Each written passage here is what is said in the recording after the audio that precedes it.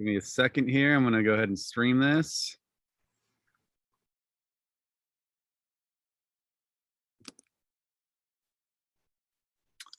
Happy Thursday, my friend. Thursday, almost the weekend, which is nice, always nice. Oh yeah.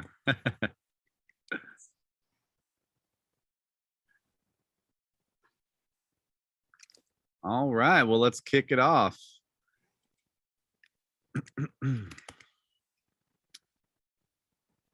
All right. Well, hey everyone, and thank you for joining us for today's webinar, Google Update Alert, these changes to your dispensary SEO strategy. Today, we're joined by Samer Alkes, MediaGel's VP of Search, to discuss the most recent Google algorithm update shift. You may have noticed an increase or decrease in organic traffic to your website and blog. Today, we're going to address both sides and discuss, what changes came from Google, the crucial elements that need to be in your dispensary SEO strategy, and how to safeguard your website to keep showing up in organic search results. My name is Guillermo Bravo. I'm the Chief Evangelist at MediaGel.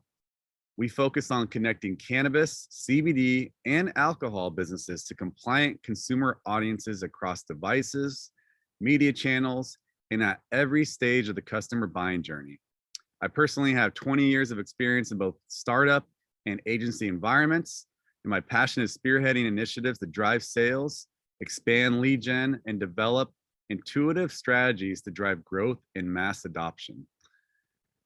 I know Google never shows their cards completely when they make updates to their algorithms, Samer. But over time, it's possible to see trends in which websites shifted in ranking and how to identify website and content structures that are now preferred by Google. Samer, can you tell us about this most recent Google algorithm update and what we have learned in terms of what Google is now looking for when ranking websites and blogs via organic search? Yeah, absolutely. I think whenever we're thinking about Google algorithm updates, they fall in a couple of different buckets. So you have the Google algorithm updates that Google announces, and those are predominantly going to be really, really covered in a lot of shadow when it comes to information that Google shares, which is what happened in June and July. Those are broad core algorithm updates. So generally what that means is that they've made some tweaks to the way that their algorithm works. They won't express to you what those tweaks are, but they will impact your overall visibility. And we'll kind of get into that in a second. But there's another bucket of algorithm updates that tend to be on the smaller side, and they tend to fire off a little bit more frequently. And they'll either fall in within a specific niche that Google's looking at, like one that just happened about a month ago, which is about the linky spam, the spamming links, excuse me.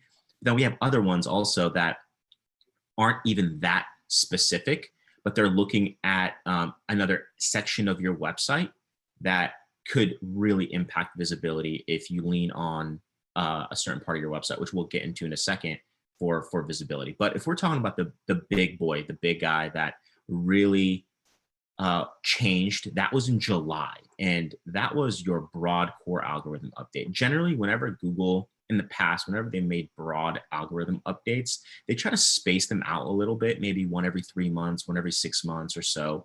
We actually got two back to back, one in June and one in July.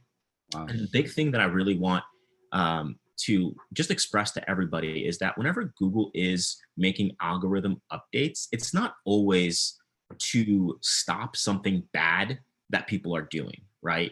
What they're trying to do is Google's ultimate goal and Google's ultimate the end result of what they're trying to achieve. They're trying to create a web of knowledge, and they're trying to service their customers, and their customers are people who use their search engines. So if you fulfill a specific role within that web of knowledge for a customer on Google's side, you're going to get more visibility. So that could be content on your website, that could be really authoritative backlinks, that could be technical markup. One of the big things Google was really pushing going into July was core web vitals. That was really important to Google. That's layered in there as well. So it's really all about looking whenever there's these broad core algorithm updates. They take about 2 weeks to roll out from when Google announces it. It's really looking at specifics on your individual website which landing pages were impacted, what keywords were impacted either positively or negatively, and then start doing some competitor research to see if you have dropped, what has replaced you, what website has replaced you, and then what on that website, on that page in particular, is now Google valuing. I think that's the big thing, is what is Google's shift in their value representing, and how do you then start making changes on your side to start really displaying the type of information that Google is now valuing. What you could have been doing in the past was great, nothing wrong with what you're doing. Google's focus now has just shifted, and what we have to be, especially with these broad algorithm updates, we have to be nimble and adjust our on-site and off-site strategy to really mimic what Google's looking for in many ways. Okay, and then you said something that really caught my attention is, what value is Google looking for? Can you give me top three maybe that Yeah. our audience should be aware of? Yeah, if we're looking at this from the 5,000-foot view, Mhm. and we're looking at what is Google really focusing on, right? We know that on-page element, whether it's content, page speed, UX to a lesser degree, but still there, that's a huge, huge priority on Google's end, because what they want is they want their customers, who are the search engine users, to find a destination website that not only answers the question, which is that content, but Yeah. also loads information quickly and gets them to the right parts of their site to kind of help bring that user back on the Google platform. So on-site elements are probably the most important thing. We've seen that whenever we make adjustments with content or technical adjustments on the website, we do see some growth if it's done strategically.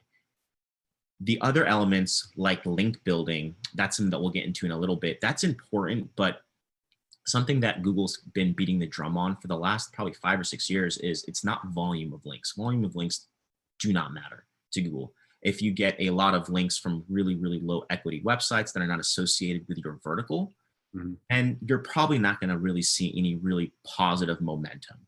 You could possibly even start seeing yourself being throttled on Google's side.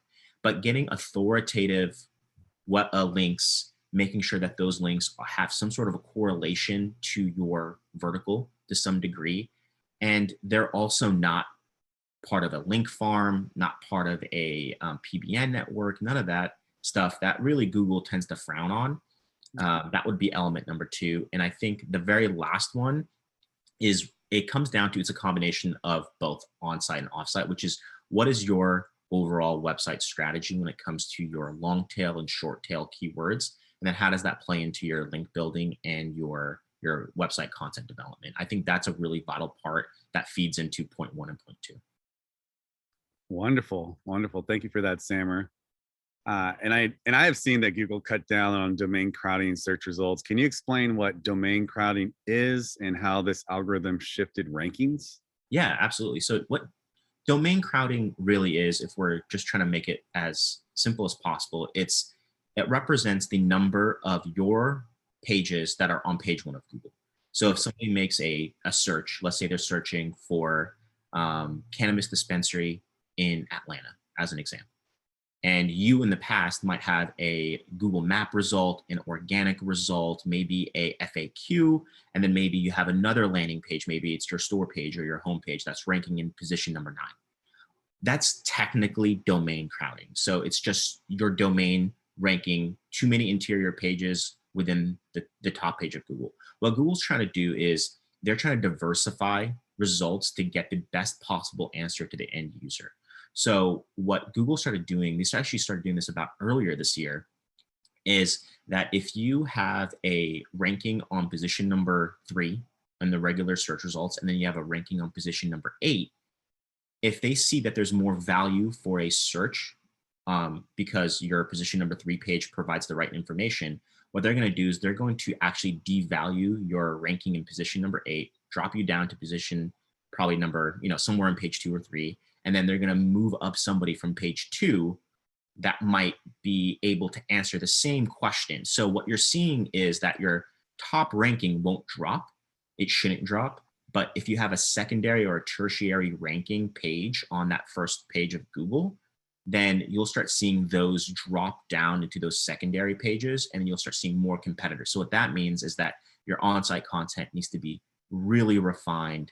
Your metadata, your descriptions that show up in the search results page need to be really, really honed in and tight, and really speak to the end user to get them onto your site, because the you don't have the luxury of having somebody skip, let's say, that top result and going to maybe that secondary result that you have. Now you have one shot at that customer. Wonderful. And you mentioned this a few times, relevancy, right? So making sure that your content is relevant to what the user is asking, right? And then, just in line with that message is, you should only answer one question per page. You shouldn't answer 15, 20 questions per page and cover 15 different topics. It should be one topic that is very concrete, and that you can answer in as much depth as possible. And this brings me to PAA. People also ask, how can businesses take advantage of this new offering that Google's released? Yeah, PAAs are really, really interesting. And it ties back to what you just said. It's a lot of your on site content, really, at the end of the day, every page should have a theme, should have Yeah. a focus. And then there's going to be a multitude of different questions that you could answer or expand on within that theme or topic for that page. And so that's where PAAs flow in. So PAAs have started to become a lot more relevant in search results. Last time I checked, it's about 50 to 52% of search results now have a PAA show up. And generally, they'll show up in either 3 or 4 results.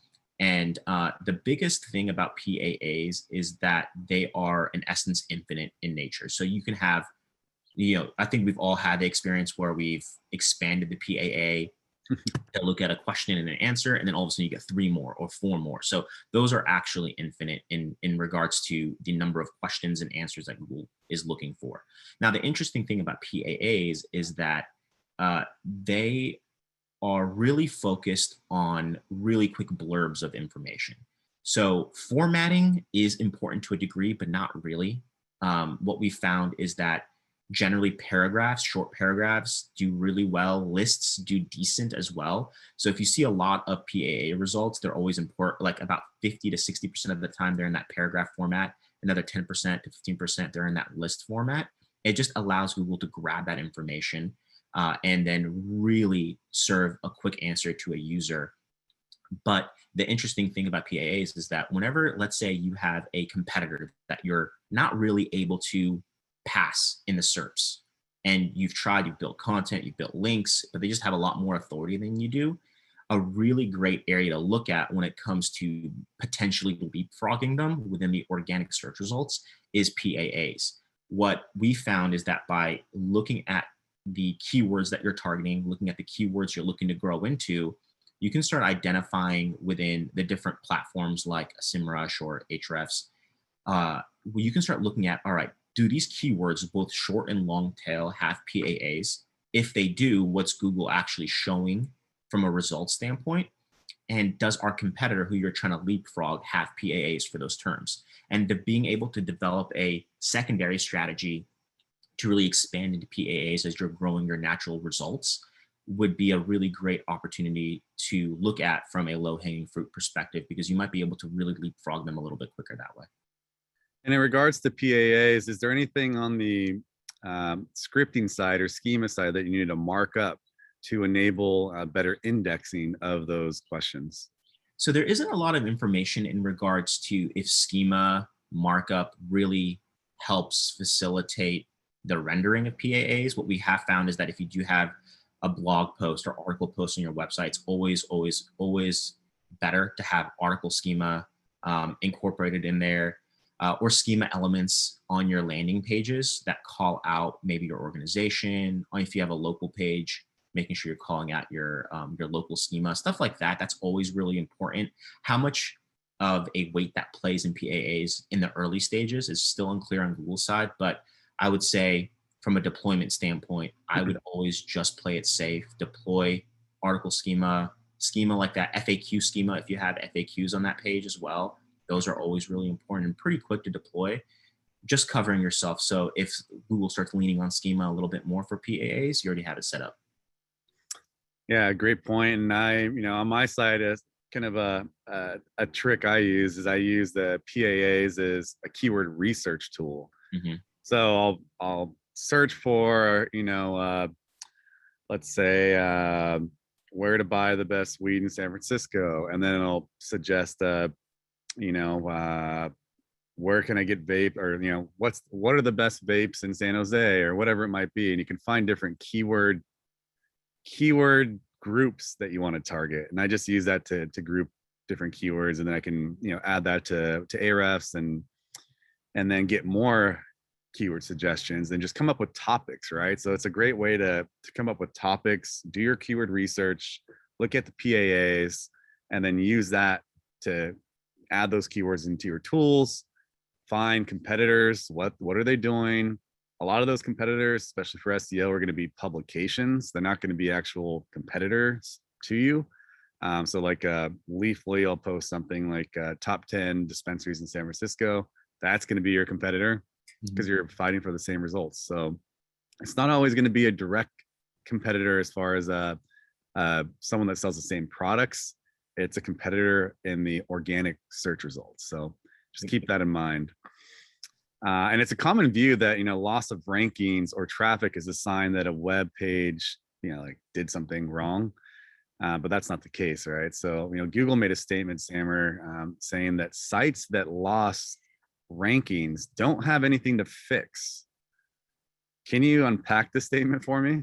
Yeah. I think that kind of goes back to our initial conversation that we started earlier. And it's really comes down to Google's focus. Not every single time they're coming out with an algorithm update, they're looking to correct something on users' websites. It's really about what they feel will benefit their end users. And if that's removing of domain crowding, maybe re-emphasizing or looking at different layouts for content, layering in PAAs that drop down your search results a little bit more.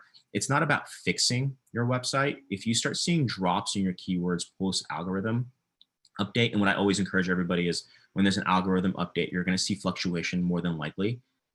Let it wait until the full rollout of the algorithm is complete. That usually takes about 2 weeks. At the end of those 2 weeks, the dust has settled. You know where you're actually going to be standing.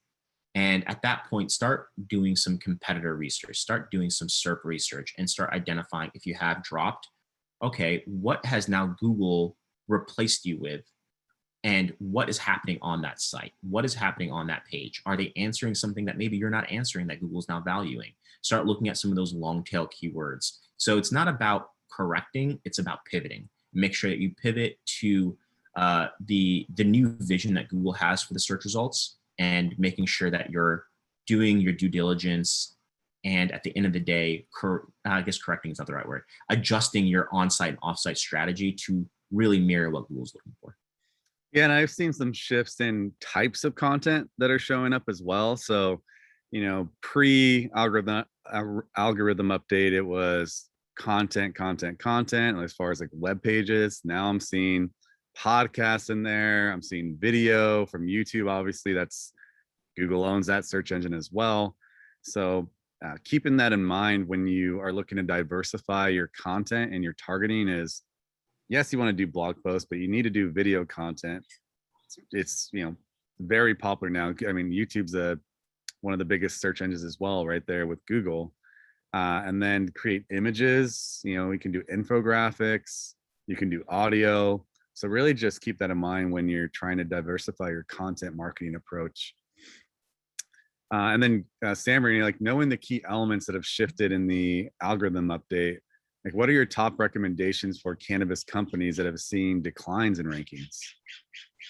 Yeah, the interesting thing is what I've been recommending for anybody who has seen a decline is approaching it not necessarily from the perspective of what can we fix right away on the site. What I'll start looking at is, all right, what are our keywords or our keyword that saw the biggest drop that resulted in a drop in impressions? within, you can look at impressions in Google Search Console for pages or keywords. And then I'll start looking at long tail or associated keywords in any of like SEMrush or Ahrefs or any of those. Reason I do that is because what we're trying to do and what Google's trying to do is they're creating a web of knowledge and a connection of keywords. A lot of times people will start really fixating on a keyword per page, but in really it's a keyword theme per page. Where are you seeing drop-offs for your keyword theme? Are there maybe associated keywords that Google now is putting a little bit more weight behind that you don't touch on or you don't really expand into, that might be longer tail, that might be question oriented, that now because maybe a competitor has those elements layered into their content on their site, that is now the reason why you're seeing a drop and they're seeing an increase. So I would look at associated keywords underneath your keyword theme. I'd also start looking at really the basics. Do you have thin content? Is your content answering questions?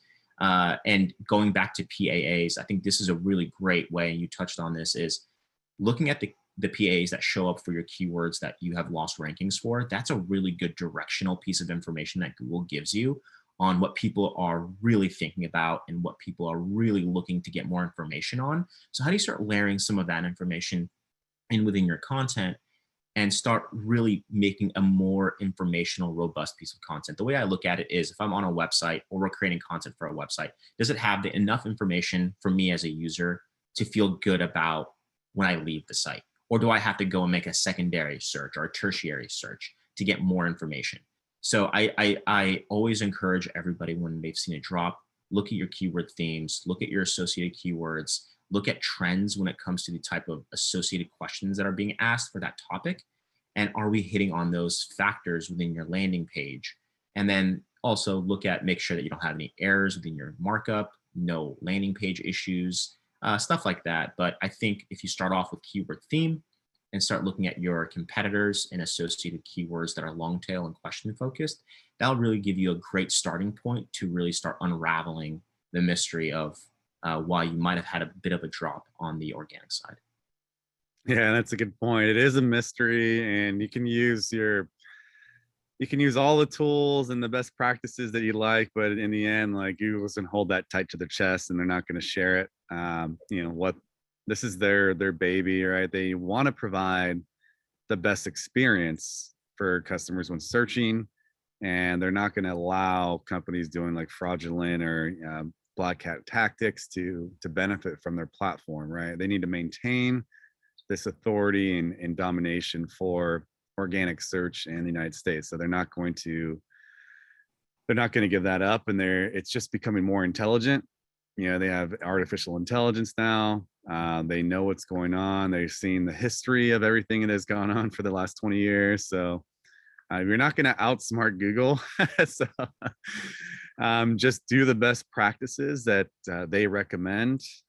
Samurai, I guess, actually, with that being said, do you have any publications, podcasts, or influencers that you'd recommend following to stay up on the SEO tactics?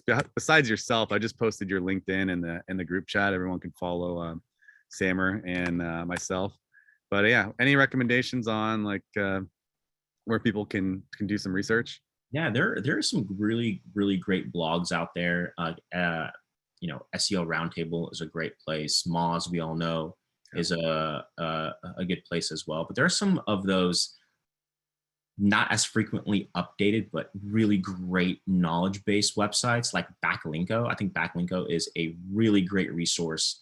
The admin on that site is a really knowledgeable guy when it comes to SEO practices, and he will give you a ton of really long form information that really doesn't skim the surface. It gets into the weeds. So if you're a more on the intermediate to advanced side, I think Backlinko is a great place to start and start looking at, because he does start giving you some recommendations on that side. And then what I always look at also is SEMrush, Ahrefs, Bright Local, all of those platforms that we utilize internally. They all have really great publication portions of their website. So visiting those as well. I just add all those to my RSS, and then whenever something really interesting comes up, I'll look at it. But I think something that SEO people should really start focusing on as well is start looking at paid search updates, changes within the paid search landscape.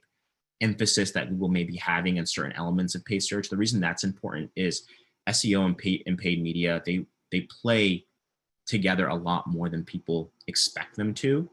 And understanding the paid search landscape will give us a really great understanding of how to build out a really detailed, comprehensive SEO strategy without necessarily not taking consideration what paid media is, how paid media is going to impact you in your SEO strategy. So I always encourage people to look at paid media stuff as well. That's always a great thing to look at as a cherry on top of the cake. And Samer, you just opened up a can of worms there on the paid search side. Can you, I think that's another topic we should talk about in another webinar, but can you give us a high level overview of the recent Google Ads update that took place a couple days ago? Yeah, so as of Tuesday, there is a new policy update from Google's side. So in a nutshell, what it is that there's a 3 strikes rule for Google Ads. And it's not just for the cannabis space, it's really for every single person out there, every single company that runs media. You now have to go through a different appeals process when you get media disapproved from Google's side, regardless of the reason.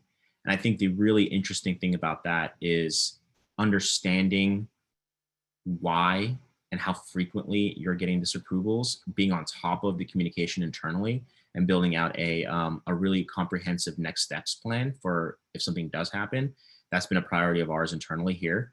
But that's been the biggest change on Google Ads side in the last probably month and a half to 2 months. And it's really, really important to make sure that if you are running media, paid media of any kind, keep your eye on it, because there's probably going to be a lot of fluctuation and volatility in the next couple of weeks as this new update starts really triggering a lot more frequently. Great. Keep that in mind, and we should definitely cover that in more depth in an upcoming webinar. And if anyone on the call is having trouble with their Google Ads, feel free to reach out to us, on mediagel.com or DM us on LinkedIn. Like, we're happy to help and support in this transition. And then, Samer, are there any SEO tactics that you would recommend websites implement when creating content or building their website structure that we have not covered so far during this call? Yeah, that we haven't covered. I would say the 2 things that come to mind is making sure that you have really solid URL flow and internal linking. So pointing internal links back to associated pages, creating that web on your website, very similar to what Google's doing within their search landscape. And then if you do have, what I've been seeing a lot of is canonicalization and indexation issues. So making sure that when you build out landing pages, that you're building out pages that are, if you want them indexed, that you're marking them up as indexed from a canonical tag perspective, that they're self-referencing if you want them to reference themselves, or if they're pointing to another page, make sure that they're set up correctly. Those would be the 2 technical elements outside of what we've already discussed, that when you're building out those pages, that I would just check and make sure that your indexation and your canonicalization are buttoned up prior to pushing that page into production. Fantastic. And I would like to add a few others. When we're developing websites, we always consider indexability. So making sure your site's it can be easily indexed through the robots, through sitemap files, and so on. That the website loading performance is very high. So you can use Google Insights. I believe there's GT Metrics and a few other platforms that we can use to test performance on the website, because that's a key one for the last algorithm update, I believe. And then what's the point of building all this organic traffic if you're not converting into a sale or lead? So have clear call to actions on your website to purchase online, or to join a loyalty program, or if you're in the B2B space, ask for a demo. So like you're getting people to your website, you've walked them through this whole journey, they read about what, they got their question answered. So what's the next step? You gotta ask for the business. You need to ask for some type of engagement. Pop-up. I recommend pop-ups on the website. They still work. And then forms in the footer, call to actions within the content, and then, just ensuring that it's clear what your business does, what problems you solve, and how you solve them. So that's that's all important in this process. And then I would say the most important one that I feel like some brands and retailers don't consider is, 70% of your traffic is going to be from mobile devices. So build your website for mobile first, not desktop. No one really, it's a small percentage of people that use desktops anymore. They're using tablets, they're using cell phones. Everyone's on the run. Everyone has super fast internet. So it's not, and then if you're a retailer and you're driving conversions and people are traveling, like most people are either like en route or kind of in public transportation, in the subway or in an Uber, and then they buy weed when they're kind of en route. So just make sure it's that easy. Like I always say, make sure that a stoner that's high as a kite can figure out how to order through your website, and baby boomer older can order through your website. So just make it accessible, make it easy, and follow the methodology that Google does, right? Less is more. You don't need a bunch of shiny objects everywhere to get people's attention. You just need clear and concise words, and walk them to the goal that you want them to reach, whatever that is. And yeah, that's all I had on my side. And thank you so much for joining us, Sammer. It's always a pleasure. You can catch Sammer on LinkedIn, catch myself on LinkedIn. We're always happy to help. And I'll leave a few minutes here at the end. Does anyone want to ask us any questions? Feel free to post them in the Q&A section in the bottom, or just in the chat on the right side, and we'd be more than happy to answer any of your questions here.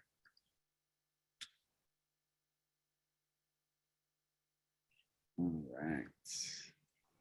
right, I got one question here. All right, let's see. What tools do you use to track SEO performance? That's a great question. It's really variable on what your business is, right? So what we use for a majority of our partners, we'll use a combination of Ahrefs, SEMrush, and BrightLocal. Okay. BrightLocal really gives you a lot of good information on local pack visibility. SEMrush gives you information on keyword visibility beyond the local pack. And Ahrefs gives you a really good insight on your backlink profile, domain authority. So combining all of those on top of Google properties gives you a really good holistic picture. Okay. And then how do you do competitor research? Combination of all three again. So I'll look at all three platforms. And then the biggest tool that I found when it comes to competitor research is Google Search Console for your own website. That gives you the most insight into visibility. GA gives you insight into clicks, but Search Console gives you insight into visibility, which is something that is incredibly important when you're trying to figure out if you've just lost clicks or you're actually losing visibility for keywords or landing pages. So Search Console is incredibly helpful and really insightful for competitor research. Awesome. What is your preferred CRM or CMS for, that's SEO friendly? I've had really great experiences with Shopify and WordPress. WordPress, very customizable, easy to work with, a lot of great open source plugins. Shopify, from the UX standpoint for conversions, it's really, I think, one of the best CMSs out there for e-com. I think it's much better than Magento. And those two would be probably my two default CMSs when it comes to SEO friendly and being able to make them SEO friendly when they're out of the box. All right. And then someone from the audience wants to know, let's see what we got here.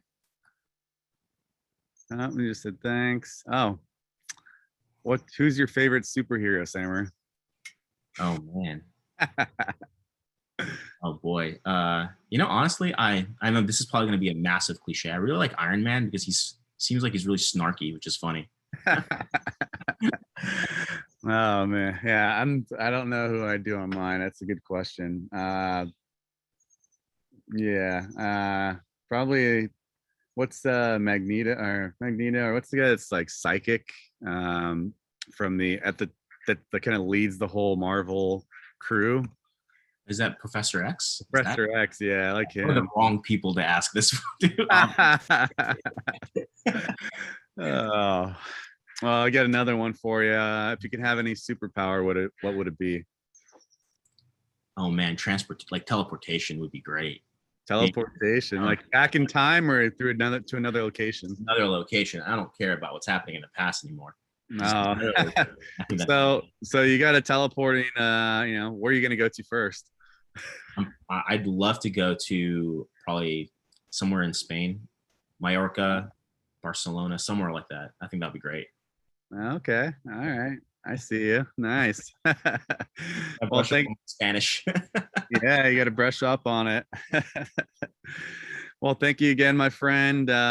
Appreciate all the insights, and we'll kick this off again and do some dive deep in the weeds and Google Ads next. Awesome. Sounds great. Thanks for having me. Really appreciate it. Always. Cheers, Sammer. I guess. Bye.